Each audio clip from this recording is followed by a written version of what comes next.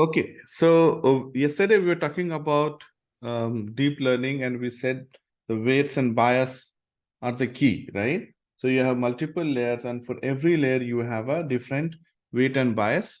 Okay, and then we apply the given activation function, right? So the question is, how do you optimize weights and bias, right? That's the key, right? That's the only thing that is important in deep learning. So weights are importance of the features. So based on the importance of the feature, right? The one feature which is more important, okay, will have probably the higher weight. Will have the higher weight, okay. And it also tells the relationship between your features. Features are nothing but the input value, right? Input column, the input values, and the target values. What's that you are trying to predict? And they play important role in changing the orientation or slope of the line that separates two or more classes of data points. If you're talking about classification algorithm where you're trying to predict the classes, so this weight will decide the separation between the two classes. So your weights is important, okay, and this decides the relationship between your input values and the output values. And bias is to create that consistent error, right? Bias is like we add plus C, right? That's the purpose, right? So it is used to create that error. Okay, so these are the purpose of weight and bias. Okay, now let's see. Okay, so if you are using ReLU or leaky ReLU as activation function, okay. So do you remember ReLU function?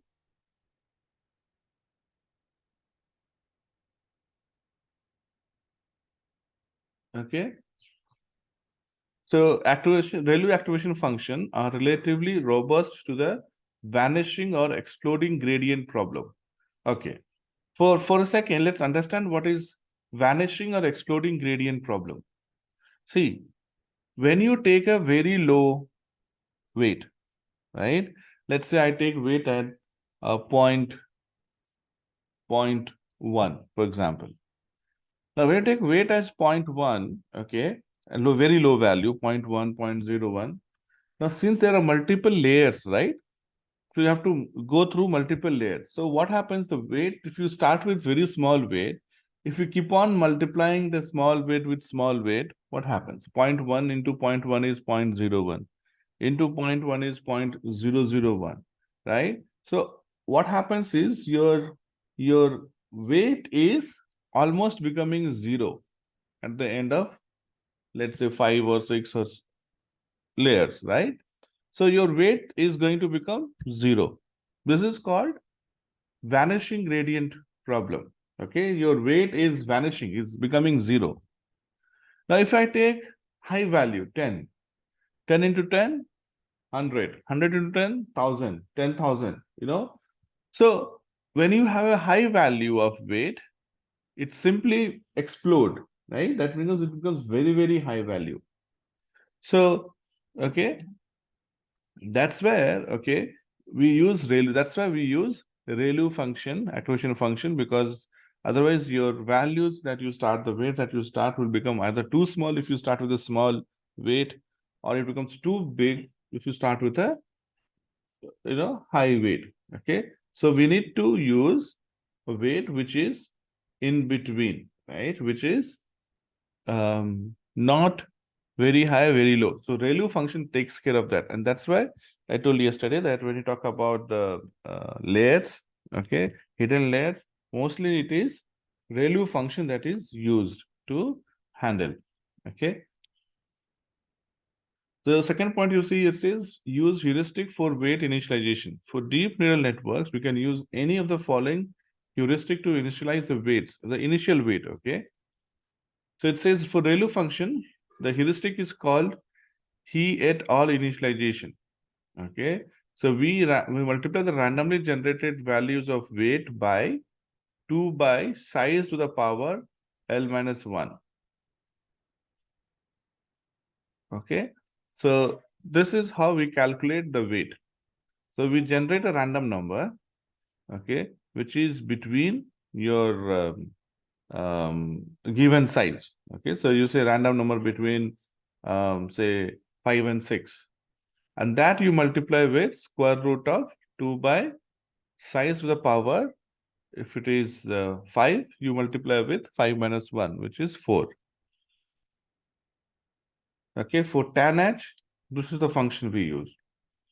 Okay, so for different activation function, we create different values to multiply. Okay, this is your initial weight. Okay, and biases are set to 0. Okay, so now you see how does the value changes when you change the weight and bias. Okay, so this is demonstrated using sigmoid function. Okay, so if you see in the left side, okay, you have when b is 0, okay, bias is 0, and weight is 0.3. Weight is 0.3. Weight, second graph, which is your red line, is for weight equal to 0.5. Okay, so error is 0, and if you keep on increasing the weight, what is happening? The curve is becoming straighter. You see that? Okay, so okay, now on the right side, if you take, okay, we have fixed the weight as 0.5. Okay, now what happens when you change the error b bias? If you keep on changing the bias, okay, your curve shape will remain same, right? But it is moving along x-axis. As you keep on increasing, it is going towards x, isn't it? So yeah, so this is the impact of your weight and bias on the sigmoid function. Similarly, you'll have weight and bias on the other function. They'll have their own listen. Just to demonstrate how weight and bias impacts the shape of the curve. Now, what is gradient descent? We have done this, right? In machine learning, we did gradient descent. What is gradient descent? Gradient descent is used when we have, basically, gradient descent is a linear, it's a regression thing where we are trying to find the best possible line, right? A regression line. Okay, which is the best possible regression line?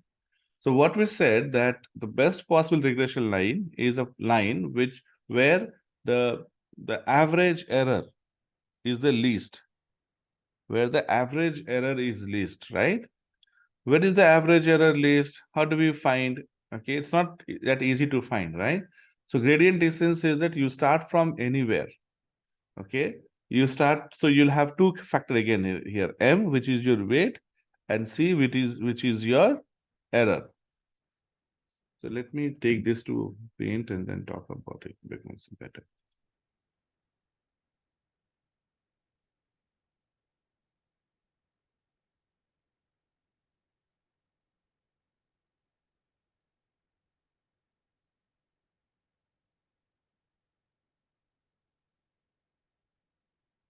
Okay, so we are trying to find W value and B value. So W value will be your this height. You saw that, right? B minus 1 was, curve was coming like this. 5 curve was like this, right? So your B decides the intercept. Okay, and of course weight decides the line. Okay, the angle at which your line will be, right? So if you look at sigmoid function, your weight decided, okay, something like this, right?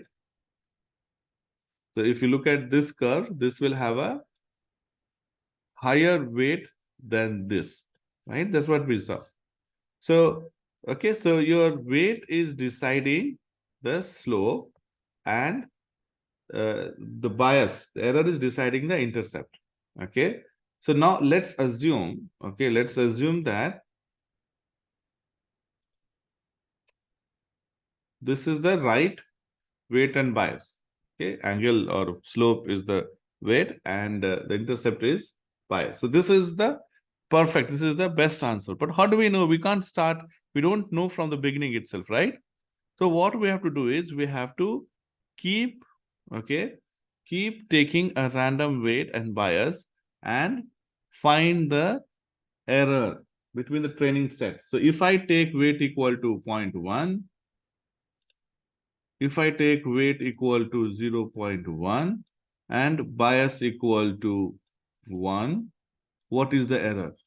Okay, so if the error, okay, average error is point, say 6, okay, or 6, let's say 0.6, okay, or 6, whatever. Now, if I increase, if I keep the bias same, and if I increase the weight, okay, so now if I increase the weight to 0.2 and bias, I'll put it as 1 only. Then what happens? Let's say if error is 0.3. What does it mean? It means I am going in the right direction. Weight should be increased, correct? So now again, I come and write weight as 0.3. B equal to, let's say I put as 1. Now the error has become 0.5. So what do you notice? The error decreased from 0.6 to 0.3, but now again it has started increasing. That means your exact value is between 0.1 and 0.3. Not the exact value, the minimum error value is between 0.1 and 0. Because if you again go beyond 0.3, it will start increasing. If you go again 0.1, okay, lower than 0.1, start increasing. So from 6 to 0.5, okay, it went to 0.3 and 0.5. Okay, that means value is between 0.1 and 0.3. Why not between 0.1 and 0.2? Maybe between 0.1 and 0.2, you might have a value which is 0.2, right? So that's why we have to look between 1 and 2. Or it is possible that you might have a lower value between here, 0.1 or something, right? So now what you do, you go from 0.1 to 0.3, but at a smaller rate. So you will go with 0.1, 0.15, right? 0.2, 0.25. Again, you will see the relationship. Okay, it will start decreasing and then start increasing again. So if you are here or here, that means your lower value is somewhere here. So now again, you go down to even lower. So let's say if you realize that value is between point, okay, 0.15 and between 0.25. So now we will have a smaller steps, okay, to check the values between these two. So you keep doing like that. This is called gradient descent, right? You start with some value and you see the direction in which, okay, your gradient is increasing or decreasing, right? So in this example, what it says is, okay, left side is the line, regression line, okay, and you are calculating the error between line and these points. So initially, if you see, okay, you have initial weight. This is where you started with, whatever. You take random initial weight, and then you are doing the incremental step, right? So initially, your incremental step will be bigger, like 0.1, 0.2, 0.3. And you see the direction in which the total minimum cost. So this is the total, this is where you want to reach. So we need to figure out the value M and M in the sense weight and bias value so that we get, so that we reach here. Okay, but we don't know the exact value. So you will start increasing the, okay, weight, and you will see that you'll start increasing the weight. This is the, angle. You start, or you're changing the bias, whatever. So you will start decreasing. The error will keep on decreasing. At some point, it will start increasing. So when it starts increasing, okay, then okay, it was decreasing till this point. Okay, till this point was decreasing, and then from this point again start increasing. That means the value is between these two now. Right? So this is how you figure out your right bias and weight. This is what we say gradient descent method.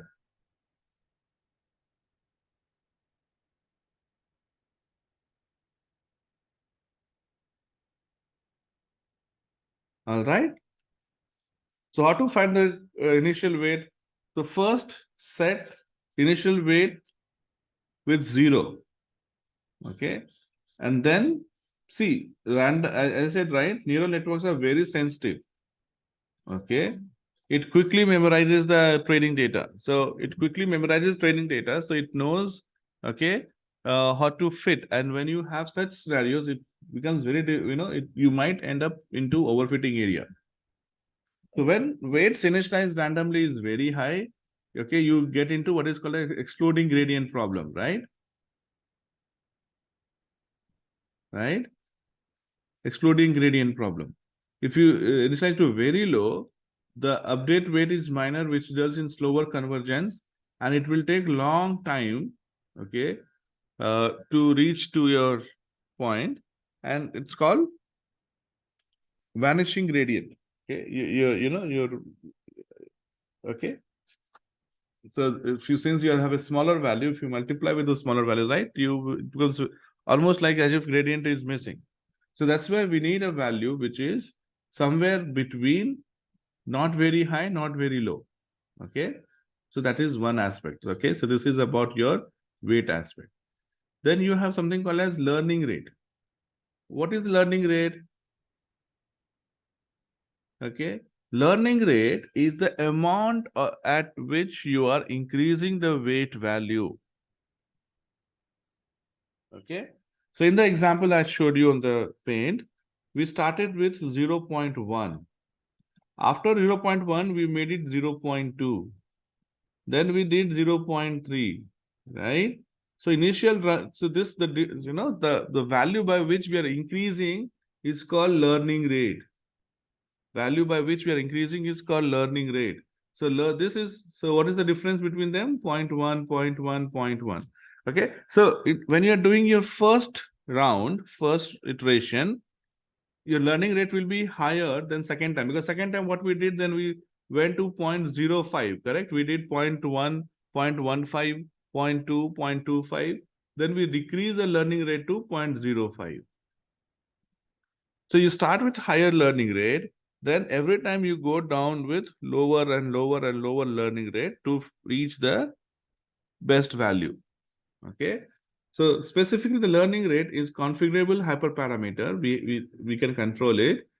The training of neural net, that is small positive value, often in the range of 0.0, 0 to 1, right? So you can initially have maybe 1, then you reduce it to 0.5, then 0.1, then 0.05.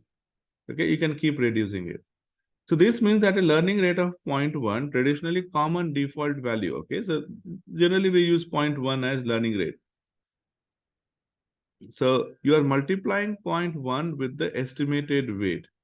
Okay, or 10% of estimated error each time the weights are updated. So that's what we did, right? We multiplied by 0.1.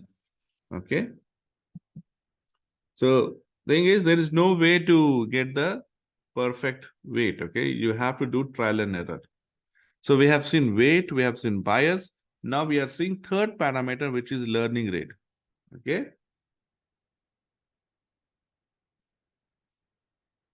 Okay. So this is your learning rate. So when you have very high learning rate, okay, so what happens? Okay, now if you go back to this, okay, so I think I use this example when we were talking about the regression thing, right? So we said that let's say you are starting from Hyderabad, right? And you want to reach this place. This is your target. Okay, let's say Bangalore. You want to reach Bangalore. And you don't know the exact location. So what will you do? You'll decide, okay, first I will start with 100 kilometer. After every 100 kilometer, I'll ask the person, okay, after 100 kilometer, I will ask the person whether I have reached Bangalore or not. So every 100 kilometer, you're asking the person, okay, you'll ask him, how far is Bangalore? He says, no, still it's very far. Again, 100 kilometer, you keep on asking, keep on asking, keep on asking, keep on asking. Okay, here you will ask, you say, no, still you have not reached Bangalore, you have to go forward. Then you come here, right? When you come here, okay, so what I just did, I used 100 kilometer as my learning rate. So I decided, okay, I look at the kilometer thing in my vehicle, and after every 100 kilometer, I'll ask the person whether I have reached Bangalore or not. Okay, so you're asking, and then here it says, no, you have not reached. And then here they say, oh, you have crossed the city. Then it's okay. Oh, 100 kilometer means if you take 100 again, you will come here. So if you keep on taking 100, you will jump from this point to this point again, right? Keep on rotating between these 2 points. So what will you do? You will reduce the learning rate to, let's say, 50 kilometer. So you'll say, okay, now let me do 50 kilometers. So again, you will ask 50 kilometers, so you'll come here, right? Or you'll come here probably. Then again, you'll come here. Then again, the person will say, you have crossed it. You say, okay, now let me ask at 20 kilometer, 10 kilometer, 5 kilometer. So what it says is if you take learning rate very high, okay? Now, if you take learning rate like 10,000 kilometers, let's say. So you are going from one end to another end. From 10,000, you will be make it 5,000. Again, you will be jumping. Okay, you'll be going this side, this side. It will take you very, very long time. So this is one where you are using very high learning rate, right? See, you start 10,000, you cannot come down to 1 kilometer, right? You'll have 10,000, then you'll do 50,000, then you will do 10,000, 5,000, 1,000. Okay, so you'll keep jumping. Okay, it'll take you long time. And same thing happens when you take a very small learning rate. Okay, very small learning rate is, okay, you will reach your destination. Okay, very high learning rate, you will probably never reach, right? It will take you ages to reach. If you take very small rate, even then it will take very slow. Let's say I decide to ask every 0.5 kilometers, half kilometer I'll ask. So I'll have to keep on asking every, it will take me long time to reach this. So your learning rate has to be not very high, not very low. Okay. So in general, you want to find a learning rate that is low enough that the network converted to something useful, but high enough so that you don't have to spend years training it, right? So if you ask at every meter, and when you go from Hyderabad to Bangalore, if you try to ask at every meter, it will take you definitely months or years to reach Bangalore, right? So that's right. So it should be the right amount of value. So this is the third parameter they are looking at now, right? First parameter we looked at weight, then bias, and now looking at learning rate. So learning rate is the value at which you are increasing to the weight so that you reach the perfect weight and bias combination. Then you have loss functions. What is loss function versus cost function? Okay. So loss function is a function that measures how far the prediction of the neural network are from the desired output. Okay, something like your standard deviation or RMSE, right? So how far? Okay, it is used to optimize the weights of the network parameters by minimizing the loss using gradient descent, right? So you are trying to minimize the average error. Cost function is a measure of overall cost incurred by the network in achieving its goal. It is used to evaluate the performance of the network by comparing the output of the model against some predetermined metric for metrics such as accuracy or true or false positive. Okay. So again, here you're talking about the cost. Sometimes cost might be higher, right? Training cost can be very high. So you will compromise on the cost. So you have loss function, which shows the accuracy, okay, or so cost. So if you look at this, generally, if you see, loss function is associated more with a regression kind of problem, and cost function is more associated related to your classification kind of problem, right? So loss function is to capture the difference between actual and predicted values, okay, like regression. And cost function aggregate the difference for the entire training data set. Okay, so that's the difference between loss and cost function. So loss function compares the target and predicted value. Regression loss function used in regression neural network. Given the input value, the model predicts the corresponding output value, right? And we use like mean squared error, root mean squared error, right? Mean absolute error, right? A classification loss problem. Okay, so it is okay using classification models. Given the input, the neural produces a vector of probabilities of input belonging to various preset categories. Can then select the category with the highest probability of belonging. Okay, so we discussed binary cross entropy and categorical cross entropy, right? So you are trying to make probability, right? You are, so just like regression, here also you have number, okay? Number is like probability. It says that, okay, most likely, with this kind of input parameters, customer will buy, okay, at a probability of 0.4, and customer will not buy at a probability of 0.6. So see, it's not telling you that you will buy or not. It will tell you probability. Probability of customer buying is 0.4, and not buying is 0.6. Then you will say, oh, since the probability is high for not buying, we will classify it as not buying. Okay? So this is how you can use this loss function.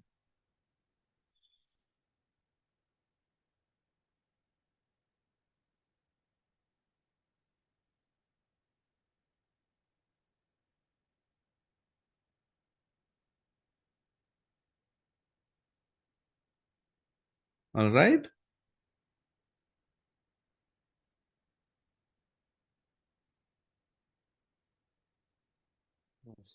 Okay. Now let's move ahead. Okay. So what is cross entropy? What is entropy?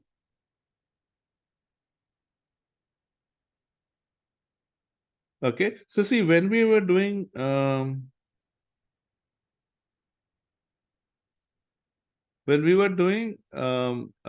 decision tree, okay, we discussed about two factors, Gini index and your entropy. Okay. Now, both Gini index and entropy is used to select, okay, which column to select. See, if you remember the decision tree, okay, we were, let's say you have 3 or 4 columns, right? So we start creating the tree from one particular column. So the criteria used for Gini index and entropy is, the criteria used to select that column is based on Gini index or entropy. Okay. Now, entropy, okay, uses this log P. Log P. P is your probability. Okay. So you start with the one which has high probability of getting right. So for example, okay, let's say you have petal, sepal, and based on this, you are trying to predict species. So if my tree says, okay, petal, okay, petal between 0 to 2, 0 to 0.0.2 is setosa, okay, and 0.0 to 0.2 is, okay, now this is the tree that we are making, is virginica, and then 0.2 to 1, okay, is versicolor, right? Let's say versicolor. So let's say this is what you started with. Now, if you start with this, then you see that you got, okay, 10 out of 12 correct. Okay, okay. This is for this. Now, when you see 10 out of 12, and then you have another, let's say, sepal. This is for petal, and let's say for sepal you created. And here you got, let's say, 9 out of 12 correct. Okay, so it says that since you are getting high value here, you should start with this. So entropy is opposite. Okay, entropy is opposite of probability. See here, you have high probability here. Okay, so it says if, okay, so entropy is log of this probability. Okay, so okay, so the way decide, okay, the cross entropy. So cross entropy is to get the total error for the neural network. All we do is to add up all the cross entropy. So you add all the cross entropy, okay, it is 1.75. And in the back propagation, we use this one. Okay, so this tells us that by how much your weight should be adjusted. Okay, so now coming to the cost function. So cost function, okay, is to measure how wrong the prediction of the model are compared with desired true outcome.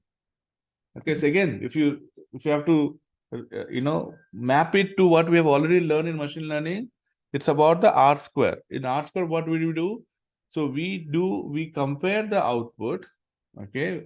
We compare the expected output with the average value, right? So we compare how well your data has predicted based on average value, right? We said, okay, if we had not used any regression algorithm, if we had used simply average, okay, average have been horizontal line. So your regression line and horizontal line, what is the accuracy between how well your regression line has fitted with respect to your accuracy?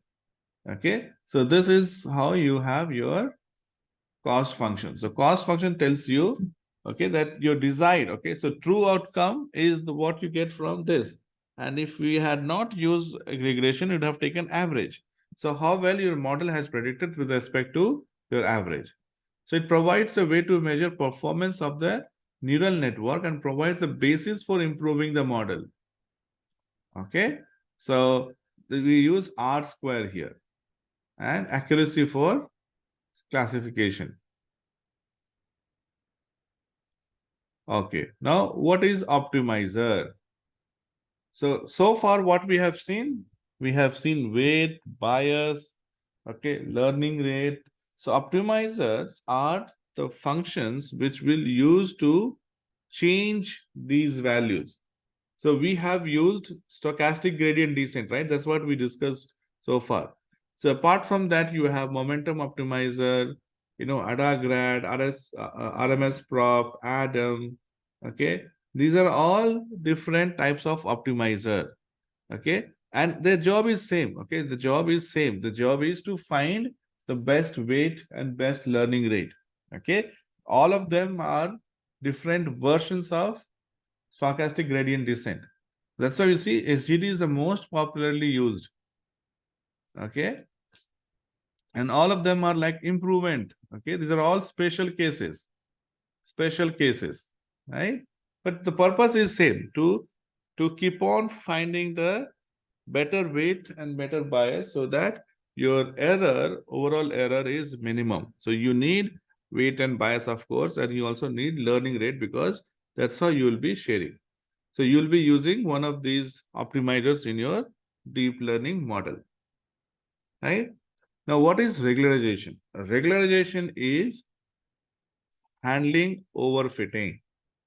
Okay. So, of course, I told you yesterday when you start with 1 or 2 layers, we are in the underfitting zone. So, you keep on adding layer. But you have to stop somewhere, right? Should you add 100 layers? Should you add 200 layers? Okay. Layers in the sense, you also have those epochs, right? Now, what is the best number of epochs? So best number of epochs is taking same algorithm but running it multiple times, right? We spoke of batch and epoch, right? Batch is same data type, how many times you run, and epoch talks about you take that entire model and then you keep repeating your experiment or keep repeating your analysis over and again and again. So regularization is the job, so the main purpose is how do you prevent the overfitting? So to prevent the overfitting, you have to take care of the hidden layers, you have to take care of the epochs, right? This is what we say here. Okay. So regularization is a form of model complexity control where additional information is added to a neural network that helps avoid overfitting. This additional information usually involves constraints on the weights in the network or the size of the search space. So weights, okay, on that, okay, and also the size of the search space. So let's say if you have L1 and L2 regularization, drop out and early stopping. By forcing the network to make decisions based on one or more general features of data, we can reduce variance and promote better generalization. So purpose of generalization is to avoid overfitting, and it is done to avoid, okay, putting some constraints on the weights so that it does not become, so much tuned to the training data that your training accuracy is very high, almost like 99.9%, but your test accuracy then becomes very bad. Okay, so we discussed this, right? Overfitting versus underfitting and what is the optimal. So your training error will keep on decreasing, right? If you go to overfitting area, right? And your bias and variance, right? High bias is when you are underfitting area. Your training error and test error both are very high. Okay, and slowly your test error will come down after sometimes start increasing again. This is your optimal area, right? So what are the different types of regularization? You have data set augmentation, you have early stopping. Early stopping means, okay, you don't, you don't wait to find the exact um, perfect learning rate, okay, or perfect value for MNC. You start before you get perfect value, okay? Because when you're trying to do perfect means what? You're comparing your output with the training data. So if you're letting it to become perfect, okay, that means this becomes perfect for the training data, right? So you want to give some kind of, flexibility or error so that it does well with the test data as well. Okay, so you'll say after a certain point, training process will stop. Data set augmentation is that you just need to train that model on a larger data set. Okay, so when you have very large data set, then obviously it becomes difficult for it to get into the overfitting area. Okay, and L1 and L2 to make the weight penalty regularization. So you are adding penalty, you're multiplying. Okay, um, uh, okay, so you're adding penalty to the weight so that it either increases or it decreases. Okay, so L2 is generally multiplying the weight to go to a decrease, and L1 is multiplied with weight mostly to increase it. So regularization. Okay, now we have seen this. Okay, we have seen how to train a neural network. First, you have to initialize weight and bias, basic weight and bias, then forward propagation, given X and Y. Okay, given input X, weight and bias. For every level, compute a linear combination of input and weight, and then apply the activation function.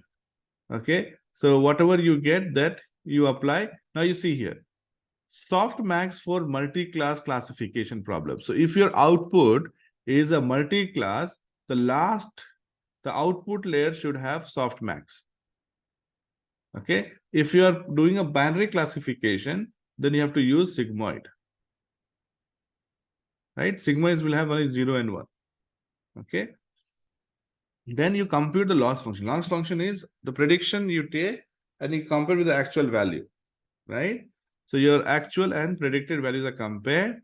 And if the loss function is high, you have to redo. Okay. So objective is to minimize the loss function. Right?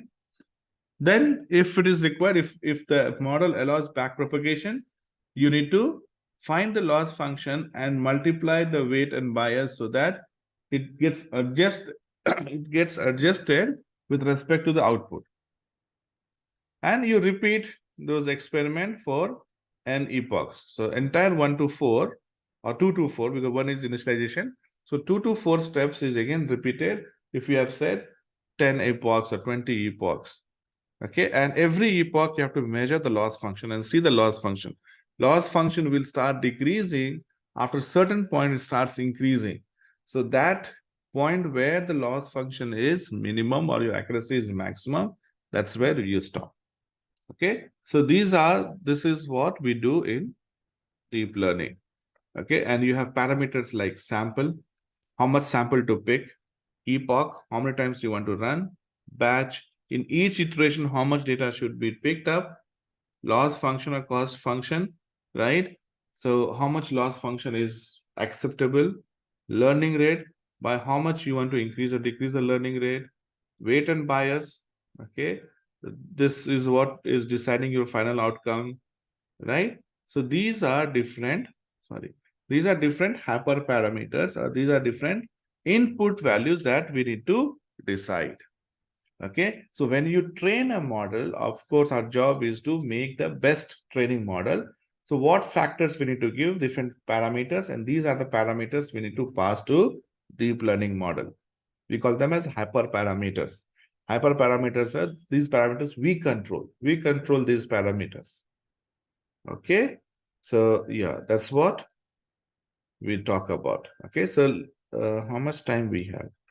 Okay. So time is anyway done. So we'll stop here. Tomorrow we'll talk about how to tune these parameters. Okay. So yesterday we spoke about what deep learning is. Today we spoke about different parameters that we use. Okay. And tomorrow we'll talk about how to tune those parameters. And then I will give you some, we're not going to do any programs in the class. I'll give you the programs which you can practice.